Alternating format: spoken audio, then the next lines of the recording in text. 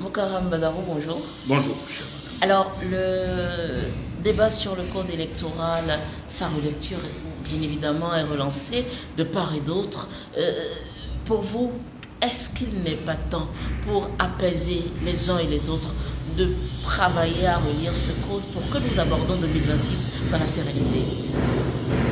Le code, comme vous le savez, est voté, sa fonctionnalité a été établie, il est promulgué, et il n'est même pas encore appliqué. Et donc je peux vous avouer que je ne comprends pas beaucoup de cris que j'entends ici et là, mais je peux vous dire que le code qu'on avait voté avant, celui qui est là aujourd'hui, c'est comme ça qu'il y en avait eu des protestations. Mais c'est ça qui a donné aujourd'hui 28 députés de démocrates à l'Assemblée nationale. C'est les réformes du système partisan que nous avons, qui ont donné aujourd'hui beaucoup de femmes que nous avons à l'Assemblée nationale et qui est appréciée au plan sous-régional et international. Mais il y a toutes ces contestations pour rien. Pourquoi vous ne faites pas attention? Pourquoi vous n'écoutez pas les autres? On écoute très sérieusement tout ce qui se passe, tout ce qui se dit, on entend tout ce qui se dit, tout ce qui est fait. Et comme je dis, un pays démocratique, c'est un pays qui respecte les lois qui se donnent librement.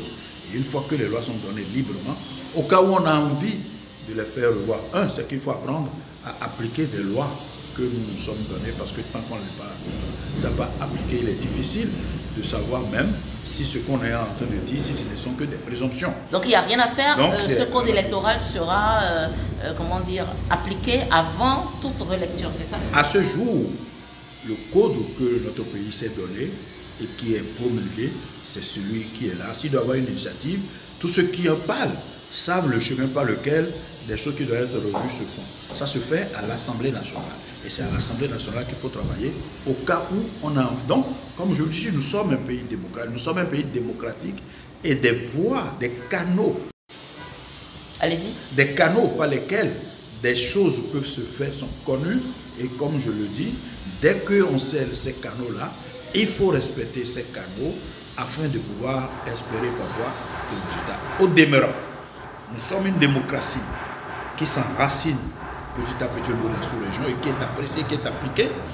Il faut que nous apprenions à respecter les lois que nous sommes données librement, surtout si ces lois-là, parce que comme vous le savez, même le code qui est là, c'est passé à l'Assemblée nationale.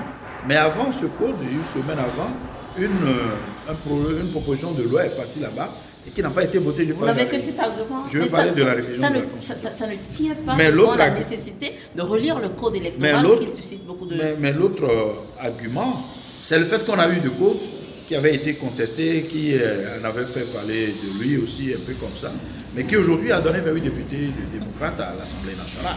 Et donc aujourd'hui, ce n'est qu'à l'application qu'on peut mieux apprécier ce qui se dit. Et comme je le dis, puisque aucune porte et fenêtre n'est fermée, c'est tant qu'on veut faire revoir ça, le chemin par lequel ça peut être fait, il faut aller à l'Assemblée nationale. Merci puisque nous sommes une démocratie. Merci, M. Mokaram. C'est moi qui vous remercie.